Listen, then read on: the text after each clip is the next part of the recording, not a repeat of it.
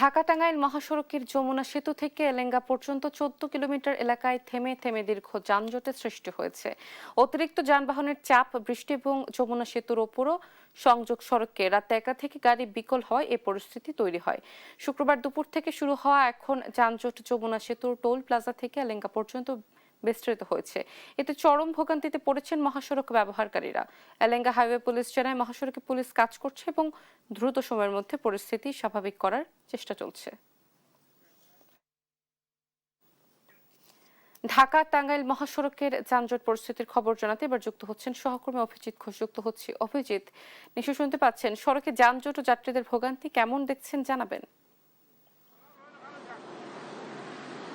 জি অতসী, কিছুক্ষণ আগে যেটি বলছেন যে এই যে ঢাকা টাঙ্গাইল যমুনা সেতু মহাসড়কের এটি আসলে ঈদ পরবর্তী যে মানুষের কর্মস্থলে ফেরা এবং পাশাপাশি উত্তরবঙ্গে যে পরিবহনগুলো যাচ্ছে তারা গতকাল থেকেই এই তীব্র ভোগান্তিতে রয়েছে। আমার পিছনে দেখছেন যে যে দীর্ঘ সারি তৈরি হয়েছে, এটি হচ্ছে উত্তরবঙ্গগামী যে লেনটি সেটি, এবং আমার বাম পাশে হচ্ছে যে ঢাকাগামী যে লেনটি সেটিও দীর্ঘ যানজটের কবলে পড়েছে। আসলে এই যে যানজট, এটি বলা হচ্ছে যে এই যে পরিবহনে যে বিকল এবং হচ্ছে যে এই সেতুতে যে মাঝে মাঝে যে টোল আদায় বন্ধ, পাশাপাশি হচ্ছে যে এই যে ফিটনেসবিহীন গাড়ি যেভাবে চলাচল করে মাঝ সড়কেই তারা নষ্ট হয়ে যান, যে কারণে এই সড়কে অন্যান্য পরিবহনগুলো দাঁড়িয়ে যান, যে কারণে এই যে মানুষের ভোগান্তি তীব্র আকার ধারণ করেছে। এবং গতকালকে থেকেই যে ভোগান্তি মানুষের সেটি আসলে অনিয়মীয় নয়। আর পাশাপাশি হচ্ছে যে এই যে আমার পিছনে যে গাড়িগুলো দেখছেন, এটি হচ্ছে টাঙ্গাইল থেকে এই এলেঙ্গা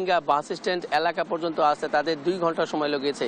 এবং এই মহাসড়কের এই টাঙ্গাইল থেকে এলেঙ্গা পর্যন্ত যার দূরত্ব রয়েছে 10 কিলোমিটার, এবং এই 10 কিলোমিটার আসতে তাদের যে 2 ঘন্টা সময় লেগেছে, তাহলে বুঝতে পারছেন যে এই মহাসড়কে তাদের কী পরিমাণ ভোগান্তি রয়েছে। এবং আমরা চালকদের সাথে কথা বলেছিলাম, যাত্রীদের সাথে কথা বলেছিলাম, তারাও বলছেন যে এই যে যানজট তারাও আসলে জানতে পারছেন না আসলে কী কারণে এই মহাসড়কটিতে যানজট রয়েছেন। এবং যেহেতু মহাসড়কের এখন আসলে এই যে মানুষের ঘরে ফেরা, এই কারণেও মহাসড়কের বাড়তি পরিবহন রয়েছে। আপনি জানেন যে এই যে ঢাকা সিটিতে যে পরিবহনগুলো চলাচল করে ফিটনেসবিহীন, সেগুলো যখন এই মহাসড়কে চলে আসে, তাদের যে লং জার্নি, সেই লং জার্নি করতে গিয়ে তাদের এই মহাসড়কের উপরে তাদের গাড়িগুলো বিকল হয়ে যায় এবং পাশাপাশি যে দুর্ঘটনাও ঘটে, যে কারণে এই পরিবহনগুলো সরাতে যে সময়টুকু লাগে এর মধ্যেই আসলে এই যানজটের সৃষ্টি হয়।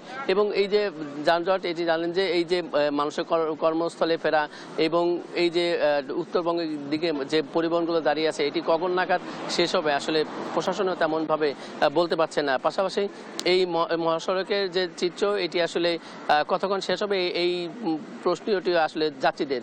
এই ছিল টাঙ্গাইল থেকে মহাসড়ক নিয়ে আমার কাছে সর্বশেষ অতসী। অভিজিৎ, ধন্যবাদ আপনাকে। দর্শক, ঢাকা টাঙ্গাইল মহাসড়কে 14 কিলোমিটার যানজট, সে বিষয়ে জানাচ্ছিলেন আমাদের সহকর্মী।